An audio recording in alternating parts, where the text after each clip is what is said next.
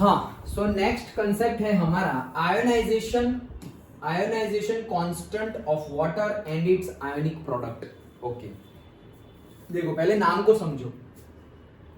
Ionisation constant of water मतलब यहां पे पहली बात आयोनाइजेशन हो रहा है। आयोनाइजेशन तो हो रहा है, आयोनाइजेशन मतलब आयंस बनने की process. Okay, plus and minus cations and anions release होंगे, तो आयोनाइजेशन तो हो रहा है। और कांस्टेंट ऑफ वाटर की भी बात चल रही है, constant of water, ionisation constant of water. तो एक्चुअली हमने तो डिस्कस कर लिया है कि water behave as a acids also and water behave as a base also. Okay, तो अगर एसिड की तरह वो बिहेव करेगा तो वाटर क्या कर देगा, H+ रिलीज कर देगा। तो रहा क्या, सिर्फ और सिर्फ OH-, H+ रिलीज कर दिया तो क्या बना, OH-। और अगर बेस की तरह बिहेव कर रहा है तो वो क्या करेगा, H+ गेन कर लेगा। तो H+ गेन कर लिया तो वो बन क्या जाएगा, H3O+। डन। ओके, तो ये अगर मैं ऐसा ले लूं, ओके चलो ना, बुक में गिवन ही होगा तो उसके अकॉर्डिंगली, अगर नहीं गिवन होगा तो मैं करवा दूंगा। हाँ ये है ना, यहीं से समझा दूंगा। ओके चलो, तो जो बुक में गिवन है वहीं से समझते हैं। हाँ, some substances like water are unique in their ability of acting both as an acid and base, ये हमें पता है। Okay, we have seen this in case of water in section 6.10.2. In presence of an acid Ha, अगर acid के presence में Ha it accepts a proton, मतलब अगर Ha given है तो वो एक्सेप्ट कर रहा है, मतलब वो एसिड है तो ये क्या कर रहा है, बेस की तरह बिहेव कर रहा है। And acts as a base while in the presence of a base B- it acts as an acid by donating a proton। तो ये तो हमने पहले भी डिस्कस किया। अगर पानी में हम HCl डाल रहे हैं, पानी में हम क्या डाल रहे हैं, दो एग्जांपल हमने डिस्कस किए ना। ओके, फिर से एक बार रिवाइज करवा देता हूँ। से हमने दो एग्जांपल डिस्कस किए। एक एग्जांपल है कि पानी में हमने एसिड डाल दिया HCl प्लस H2O, तो क्या बनेगा, H+ रिलीज हो जाएगा तो रहा क्या, Cl-, और वो H+ इसने गेन कर लिया तो वो क्या बन गया, H3O+। डन। तो यहाँ और अगर एक बेस का ले लो तो एक है NaOH, उसको पानी में डाल दो H2O में। ओके, तो क्या होगा, इसमें से OH- निकल जाएगा तो रहा क्या, Na, इसमें से OH- निकलेगा ना तो Na+ निकल जाएगा, OH- भी निकल जाएगा, और ये H2O तो है ही। ओके, Na+ और OH- निकल गया।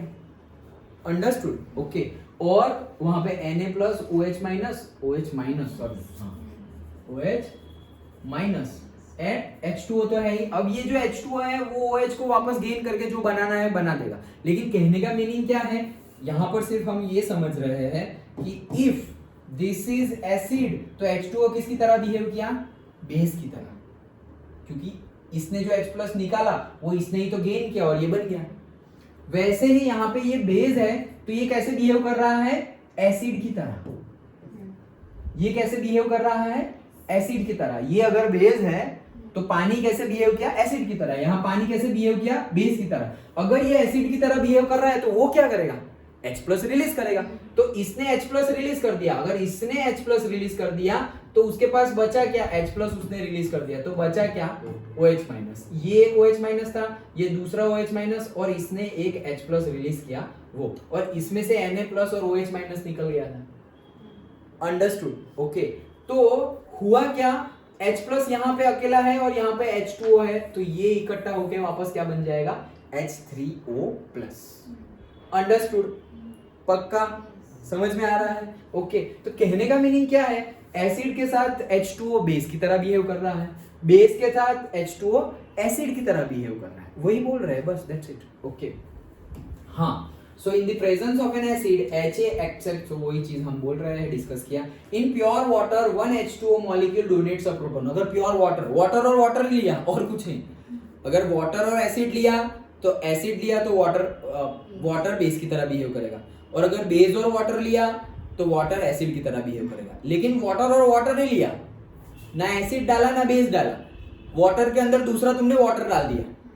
सोचो, ध्यान से समझो, वाटर के अंदर हम एसिड डाल रहे थे तो वाटर बेस की तरह काम कर रहा था, वाटर के अंदर अगर हम बेस डाल रहे हैं तो वाटर एसिड की तरह काम कर रहा था। लेकिन वाटर के अंदर हम अगर वाटर ही डाल देंगे तो एक वाटर एसिड की तरह बिहेव करेगा और एक वाटर बेस की तरह बिहेव करेगा।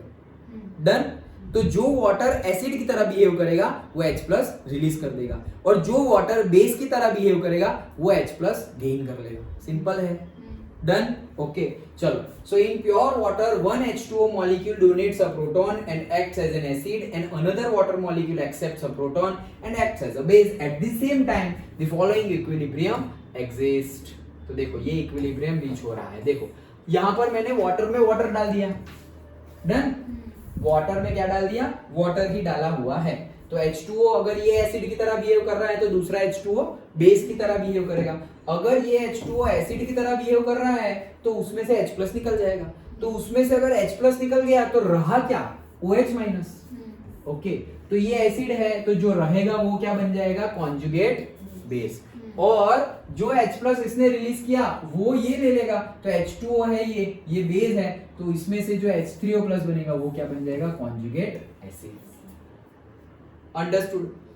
ये क्लियर नहीं होगा शायद, क्योंकि हमने क्लियर होने से पहले ही सब लिख दिया, लेकिन इतना समझ में आया? पक्का? हिमांशु, चलो इतना समझ में आ गया? ओके, अभी इसको क्लीन कर दे तो वो क्लियर हो जाए शायद। हाँ, हो गया ना? डन। तो एसिड अगर एसिड की तरह बिहेव कर रहा है तो H प्लस रिलीज करेगा, अगर बेस की तरह बिहेव कर रहा है तो H प्लस गेन करेगा। अगर H प्लस रिलीज किया तो बचा OH माइनस, ये रहा। अगर H प्लस गेन किया तो बन गया H3O प्लस, ये रहा। डन। अब जो हम करते हैं वही करना है, इक्विलिब्रियम कांस्टेंट निकालते हैं। तो देखो, the dissociation constant is represented by equilibrium constant. कैसे निकालते थे हम? Equilibrium constant is nothing but concentration of product divided by concentration of reactant। तो प्रोडक्ट क्या क्या है? H3O प्लस का concentration and OH माइनस का concentration divided by the reactant. तो रिएक्टेंट एक है H2O और दूसरा भी क्या है? H2O। ये एक ही क्यों लिखा हुआ है? व्हाटएवर, दोनों लिखने पड़ेंगे, H2O and H2O। Done, okay. इतना तो हमें पता ही है, ऐसे ही इक्विलिब्रियम कांस्टेंट निकालते हैं। अच्छा, the concentration of water is omitted from the denominator as water is a pure liquid and its concentration remains constant। क्या बोल रहे हैं? समझो ध्यान से। concentration of H2O हम कांस्टेंट ले रहे हैं, मतलब जो पानी है वो एसिड की तरह बिहेव करे या बेस की तरह बिहेव करे। लेकिन जब एसिड की तरह, हमने दो मॉलिक्यूल ले ना, H2 और H2O, तो एक H2O एसिड की तरह बिहेव करेगा और दूसरा H2O बेस की तरह बिहेव करेगा। लेकिन ये जो H2O एसिड की तरह बिहेव कर रहा है ना, वो वीक एसिड की तरह बिहेव कर रहा है। किसकी तरह? वीक एसिड की तरह। तो अगर वीक एसिड का आयोनाइजेशन होगा तो उसका ज्यादा आयंस बनेंगे या कम आयंस बनेंगे? कम बनेंगे, सिंपल। और उसके साथ जो दूसरा बेस की तरह वाटर है वो भी कौन से बेस की तरह बिहेव कर रहा है? वीक बेस की तरह ही बिहेव कर रहा है। तो वीक बेस में से जो OH माइनस निकलने वाले हैं वो ज्यादा निकलेंगे या कम निकलेंगे? कम निकलेंगे। सिंपल है।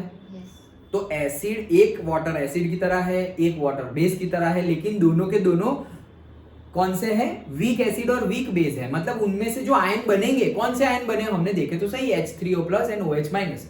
ये जो आयन बने वो बहुत बहुत बहुत कम बनेंगे। मेजरली तो पानी का पानी ही रहेगा, उसमें से आयन निकलेगा ही नहीं। 99.99% तो पानी ही रहेगा। ओके, इसलिए ये सेंटेंस लिखा हुआ है, द कॉन्सेंट्रेशन ऑफ वाटर, जो पानी हमने स्टार्टिंग में एज अ रिएक्टेंट लिया हुआ था, वो is omitted from the denominator. मतलब डिनोमिनेटर में से H2O तो हम निकाल ही सकते हैं। क्यों? क्योंकि वो तो कांस्टेंट है। कांस्टेंट क्यों है? क्योंकि उसमें से आयंस बने ही नहीं।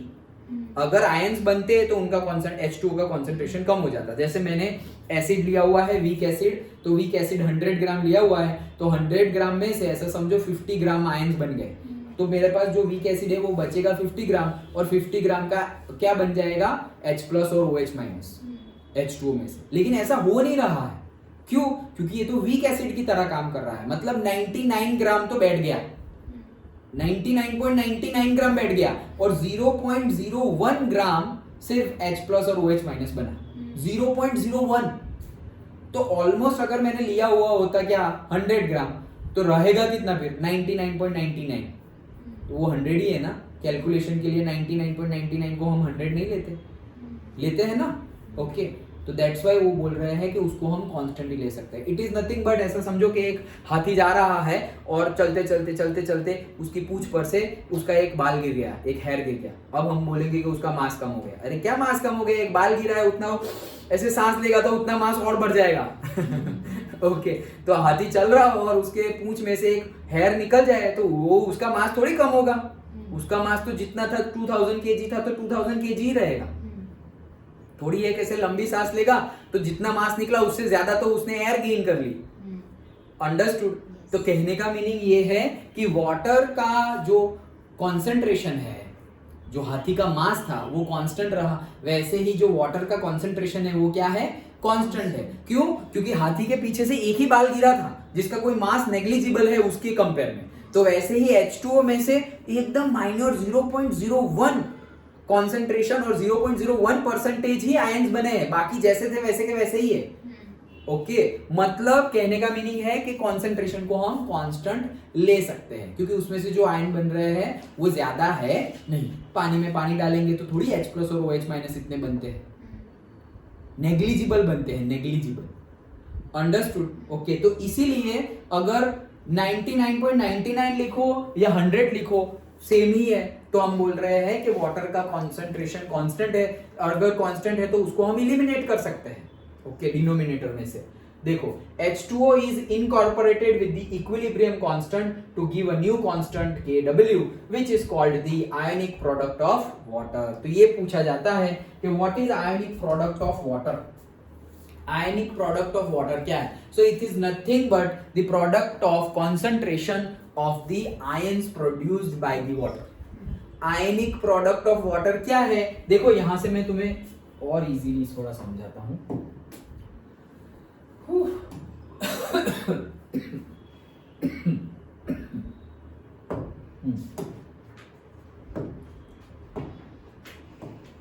देखो हाँ दिखाई दे रहा है ना? हाँ देखो मेरे पास क्या था, H2O, कलर दिखाई नहीं देगा है ना,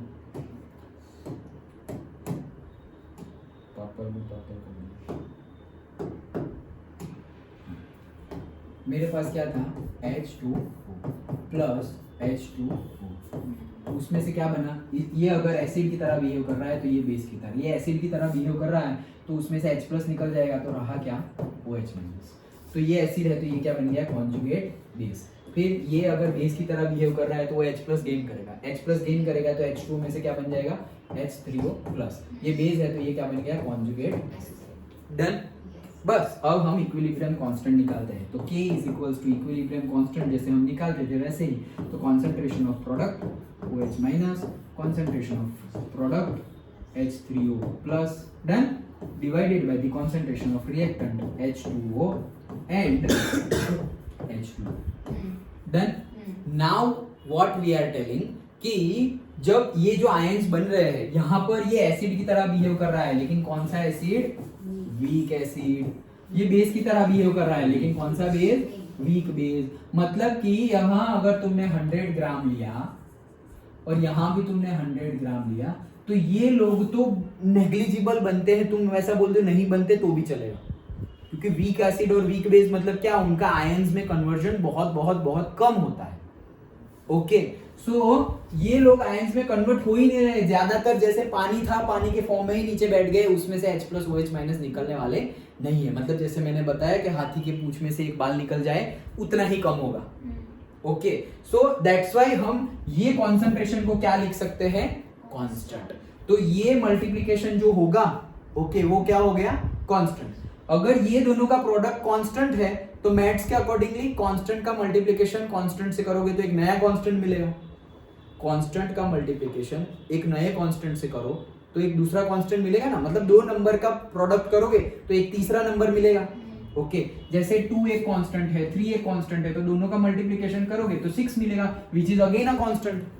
डन? तो मेरे पास ये इक्विलिब्रियम कांस्टेंट पहले से था, उसमें मैं इन दोनों के कॉन्सेंट्रेशन का जो कांस्टेंट रह रहा है H2O का कॉन्सेंट्रेशन वो मल्टीप्लाई कर दे रहा हूं।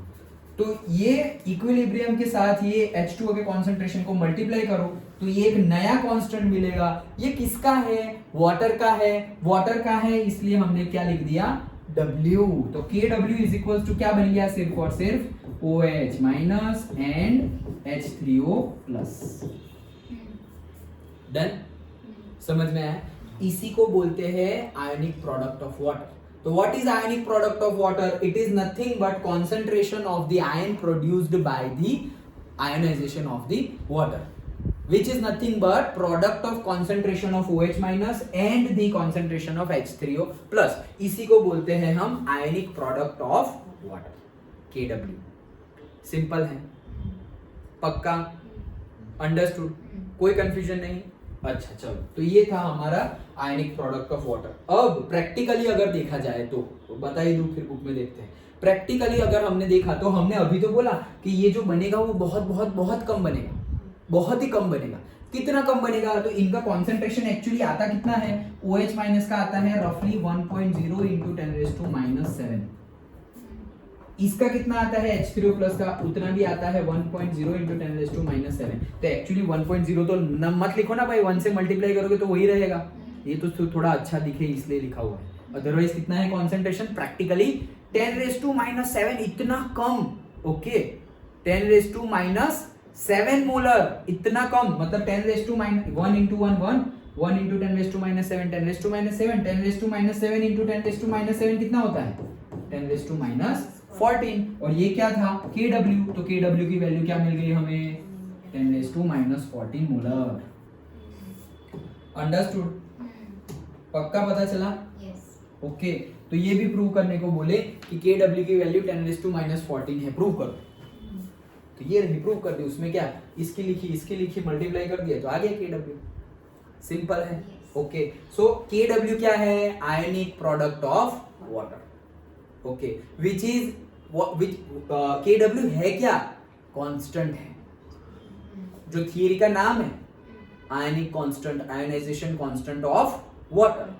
डन, तो KW क्या है, आयोनाइजेशन कांस्टेंट ऑफ वाटर है, which is 10⁻14 molar. Actually water की कॉन्सेंट्रेशन, ये जो था उसका कॉन्सेंट्रेशन कितना है, H2O का कॉन्सेंट्रेशन याद करो। कॉन्सेंट्रेशन हम कैसे, जैसे कि हम निकाले डेंसिटी ऑफ वाटर किसे निकाल देते हैं, मास बाय वॉल्यूम। तो डेंसिटी ऑफ वाटर कितनी है, 1 unit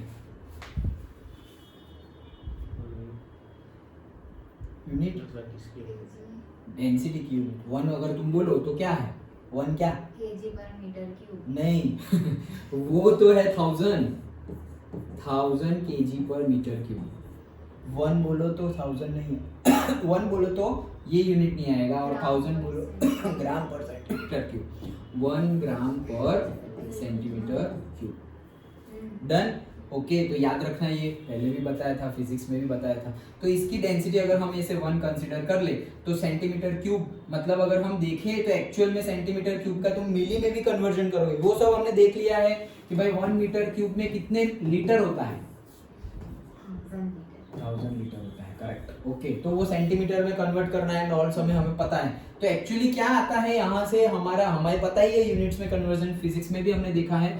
so 1 gram is equals to 1 ml हो जाता है।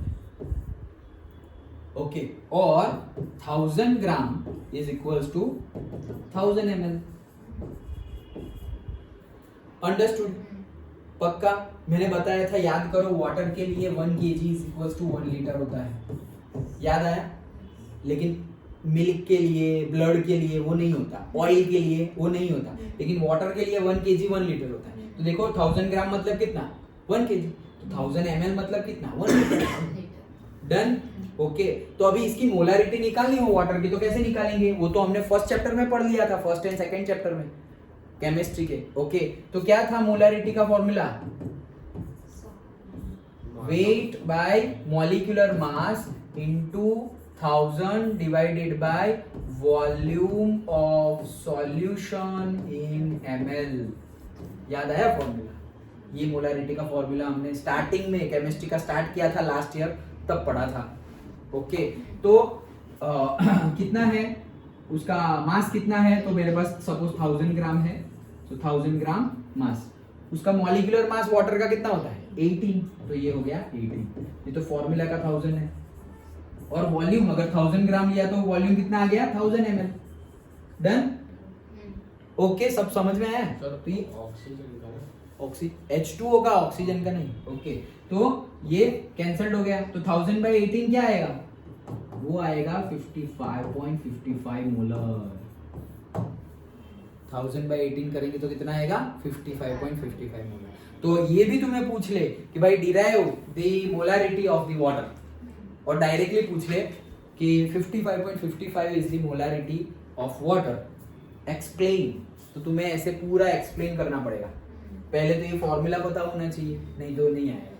और तुम्हें ये पता होना चाहिए कि 1 kg is equal to 1 litre होता है, 1000 gram is equal to 1000 ml होता है। तो मोलारिटी का फॉर्मूला है mass divided by molecular mass into 1000 upon में volume of solution in millilitre. अगर 1000 नहीं लिखोगे तो volume of solution in litre, और अगर 1000 लिखा तो volume of solution in millilitre.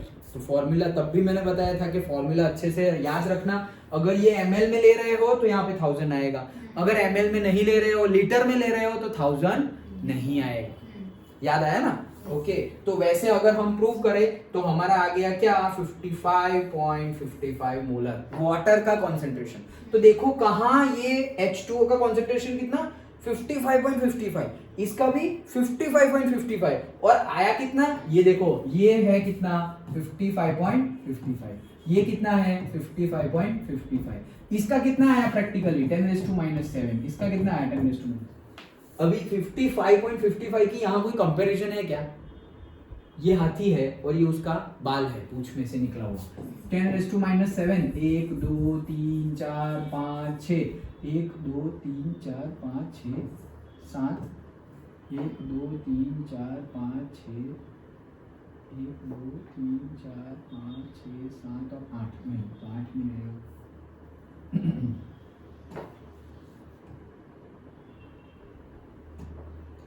इतना डन। अब कहां 55.55 और कहां 0.000001, कितना छोटा है? तो 55 में से इतना निकाल दो, वो वैल्यू यहां आएगी, तो वो 55 ही आएगी ना यार।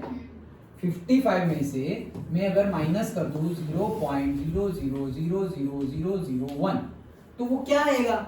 54.999999 ऐसे आएगा। तो वो 55.55 होगा ना, 54 पॉइंट भी नहीं आएगा, 55 पॉइंट ही आएगा। फिर वापस 55.55 है ना, तो 5 और सपोज यहाँ पर आएगा 4 और फिर आएगा 999999 ऐसे आएगा। अंडरस्टूड? तो उसको तो 55.55 बोल ही सकते हैं। ओके समझे? तो that's why it is taken as constant. Understood? पक्का? ओके चलो तो अब बुक में से देख लेते हैं। समझ में आ गया सब कुछ? ओके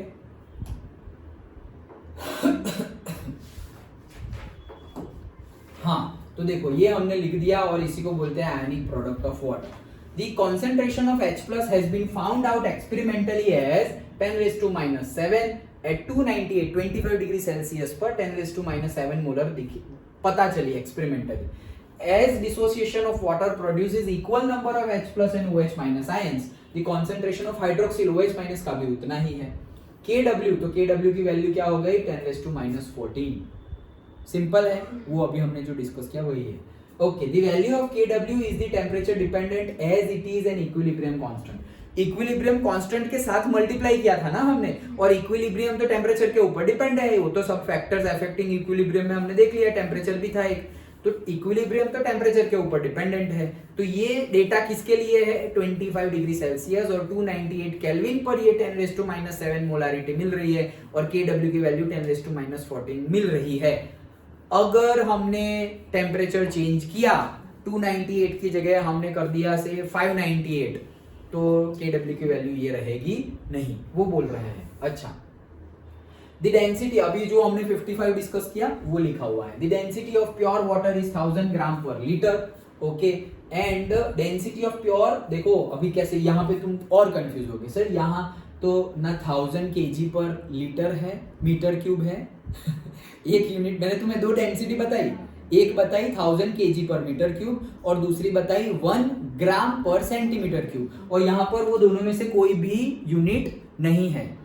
ओके, ना kg पर मीटर क्यूब है, ना ग्राम पर सेंटीमीटर क्यूब है। अंडरस्टूड? तो डोंट गेट कंफ्यूज, यहाँ पे वो कन्वर्ट करके लिखा हुआ है, अंडरस्टूड? पक्का?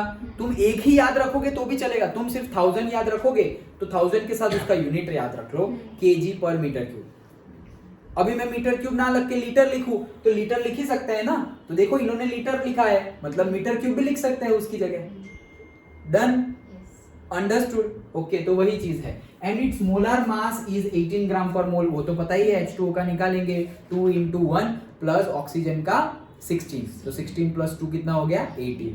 From this the molarity of the pure water can be given as, ये मोलरिटी का फॉर्मूला लिखा जो हमने अभी डिस्कस किया, 55.55 molar. Therefore the ratio of, देखो अब रेशियो, किसका रेशियो निकाला है? डिसोसिएटेड वाटर, मतलब जो आयंस बने वो डिसोसिएट हो गए ना, तो dissociated water to the undissociated water. नीचे तो क्या था? रिएक्टेंट, और रिएक्टेंट क्या था? मेजरली अनडिसोसिएटेड, वो तो टूटा ही नहीं, रिएक्टेंट तो जैसा था वैसा ही रहा ना मेजरली, क्योंकि वीक एसिड और वीक बेस की तरह काम कर रहे थे। That's why can be given as 10⁻⁵ upon 55.55, तो उसका आंसर आ रहा है रफली 1.8 × 10⁻⁹ और 2 × 10⁻⁹। तो याद करो, हमने स्टार्टिंग में इक्विलिब्रियम कांस्टेंट जब पढ़ा तब हमने डिस्कस किया था कि इक्विलिब्रियम कांस्टेंट की वैल्यू इतनी कम है।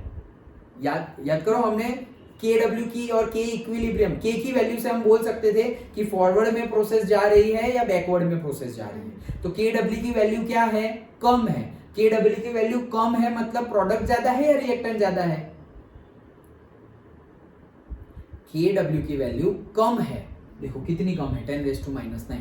तो KW की वैल्यू या K की वैल्यू, इक्विलिब्रियम कांस्टेंट की वैल्यू कम आए अगर 10⁻⁷, 10⁻⁹, तो क्या ज्यादा होगा? इक्विलिब्रियम रीच हो गया, अब वो सॉल्यूशन में क्या ज्यादा होगा? रिएक्टेंट ज्यादा होंगे या प्रोडक्ट ज्यादा होंगे? रिएक्टेंट ही ज्यादा होंगे, क्योंकि इक्विलिब्रियम कांस्टेंट का फॉर्मूला क्या है? क्यों कंफ्यूज हो रहे हो अभी? ओके, इक्विलिब्रियम कांस्टेंट का फॉर्मूला क्या है? इक्विलिब्रियम कांस्टेंट का फॉर्मूला है प्रोडक्ट का कंसंट्रेशन अपॉन रिएक्टेंट का कंसंट्रेशन। अगर मैं बहुत छोटी वैल्यू यहां पर लिख दूं, अगर मैंने यहां पर बहुत ही छोटी वैल्यू रखी हुई है, दैट मींस प्रोडक्ट बहुत कम है, वही हुआ ना, डायरेक्टली प्रोपोर्शनल है।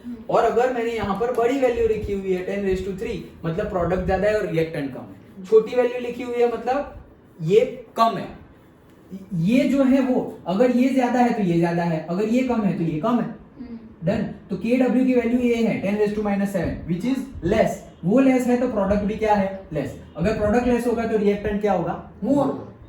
फिर अगर इतनी वैल्यू है तो इतनी वैल्यू किसकी है? प्रोडक्ट की, तो रिएक्टेंट की क्या होगी? कम होगी, क्योंकि ये ज्यादा है तो रिएक्टेंट की कम होगी ना। जैसे कि ये 10 है तो रिएक्टेंट 2 होगा, तभी तो आंसर आएगा 5।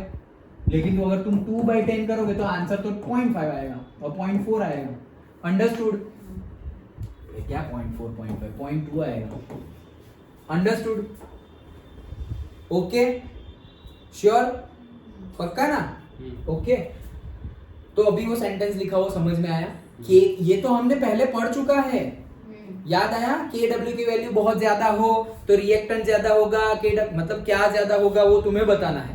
K इक्विलिब्रियम कांस्टेंट की वैल्यू बहुत ज्यादा है, से 10⁻⁷ है, तो मतलब क्या?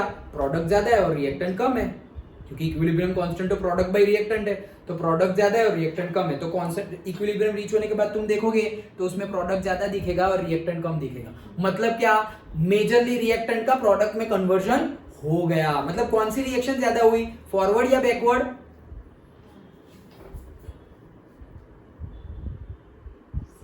फिर से क्या बोल रहा हूं कि मैं सोच लूं क्या बोल रहा हूं।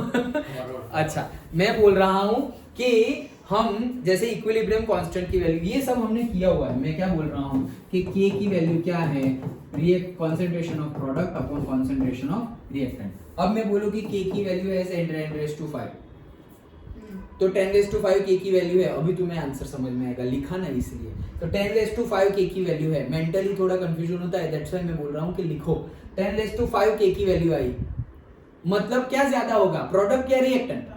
प्रोडक्ट ज्यादा होगा। क्यों? क्योंकि ऊपर है ना वो। ओके, तो प्रोडक्ट ज्यादा होगा, product is more and reactant is less. अच्छा, तो कंटेनर में प्रोडक्ट ज्यादा होगा और रिएक्टेंट कम होगा, तो कौन सी प्रोसेस ज्यादा हुई होगी, फॉरवर्ड या बैकवर्ड? फॉरवर्ड। हाँ फॉरवर्ड प्रोडक्ट कब ज्यादा मिलता है, फॉरवर्ड में या बैकवर्ड में? फॉरवर्ड में। अरे ये रिएक्टेंट है, उसमें से प्रोडक्ट बना और प्रोडक्ट में से रिएक्टेंट बना, तो प्रोडक्ट कब ज्यादा मिलेगा, जब ऐसे जाओगे तभी ना। और रिएक्टेंट कब ज्यादा मिलेगा, जब ऐसे जाओगे तब। इतना क्यों कंफ्यूज हो रहे हो? अंडरस्टूड? ओके, सब कुछ साथ में आएगा। अभी तो 70-80% चैप्टर कंप्लीट, 80 हुआ है, 20% तो अभी भी बाकी है। डन? ओके, तो ये ज्यादा आया मतलब प्रोडक्ट ज्यादा आया, प्रोडक्ट ज्यादा आया मतलब रिएक्टेंट कम आया, प्रोडक्ट ज्यादा आया मतलब कौन सी प्रोसेस, फॉरवर्ड प्रोसेस ज्यादा हो रही थी। और अगर यही वैल्यू माइनस कर दूं मैं तो हुआ क्या, ये कम वैल्यू है, कम वैल्यू है मतलब प्रोडक्ट क्या है, लेस, और रिएक्टेंट क्या है, मोर। तो अगर रिएक्टेंट मोर हो तो वो कौन सी प्रोसेस होगी, बैकवर्ड, तभी तो रिएक्टेंट ज्यादा होगा। अंडरस्टूड? पक्का पता चला? तो ये तो हमने पहले डिस्कस किया था, ये तो ये थियरी में अभी आया, ये तो हमने पहले डिस्कस किया था ना। ओके, तो अभी वही बोल रहे हैं कि के की वैल्यू बहुत कम है, तो अगर के की वैल्यू बहुत कम है तो बैकवर्ड प्रोसेस ज्यादा होगी। तो यहाँ पर बैकवर्ड प्रोसेस क्या थी, ये थी बैकवर्ड प्रोसेस, कौन सी, ये वाली। तो बैकवर्ड प्रोसेस क्या थी, आयंस में से ये बनना, बैकवर्ड ज्यादा होगी। के की वैल्यू कम आई मतलब बैकवर्ड ज्यादा होगी, मतलब पानी का पानी ही ज्यादा रहेगा। फॉरवर्ड ज्यादा होगी तो आयंस ज्यादा होंगे, बैकवर्ड ज्यादा होगी तो पानी का पानी ही रहेगा। मतलब थोड़ा बहुत आयंस बने भी होंगे तो वो वापस जुड़ के वापस पानी ही बना देंगे। समझ में आया? जब के की वैल्यू कम होगी और के की वैल्यू ज्यादा हुई तो प्रोडक्ट ज्यादा होंगे। प्रोडक्ट ज्यादा कब होंगे, जब फॉरवर्ड रिएक्शन बढ़ रही होगी तभी तो प्रोडक्ट ज्यादा होंगे, लेकिन वो हमारे इस केस में नहीं है। डन? अच्छा,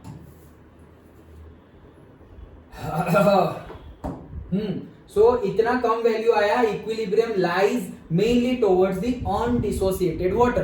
तो अनडिसोसिएटेड वाटर मतलब जो रिएक्टेंट था वही तो था अनडिसोसिएटेड, डिसोसिएट मतलब टूटना और अनडिसोसिएटेड मतलब नहीं टूटना। तो नहीं टूटना मतलब रिएक्टेंट जो नहीं टूटा वो, तो उस डायरेक्शन में ही इक्विलिब्रियम रहेगा, वो बता रहे हैं। Done? Okay, we can distinguish acidic, neutral and basic aqueous solutions by the relative values of the H3O plus and OH minus concentration. Obvious है, अगर H3O plus का concentration ज्यादा हुआ तो acidic होगा, H plus ज्यादा हो तो acidic ही होता है, और OH minus ज्यादा हो तो क्या होता है, basic, और दोनों equal हो तो neutral है, तो पता ही है, इसमें तो कुछ नया नहीं है। Understood? पक्का? तो ये हमने समझा ionic constant of, ionisation constant of water and its ionic product. Ionic product क्या थी, OH minus and H3O plus, जो बहुत बहुत बहुत बहुत कम अमाउंट में बनता है। अंडरस्टूड? पक्का पता चला? So this is the ionisation constant of water and its ionic product. तो KW जो है ionic ionisation constant of water, उसकी वैल्यू कितनी आई, KW की वैल्यू कांस्टेंट है ना, तो कांस्टेंट की वैल्यू होगी, तो वैल्यू कितनी आई, 10⁻⁻14। ओके, क्यों, क्योंकि OH माइनस का कंसंट्रेशन प्रैक्टिकली आया 10⁻7 और H3O प्लस का कंसंट्रेशन भी आया 10⁻7, दोनों का मल्टीप्लिकेशन करेंगे तो 10⁻14। अंडरस्टूड? पक्का समझ में आया? श्योर ना?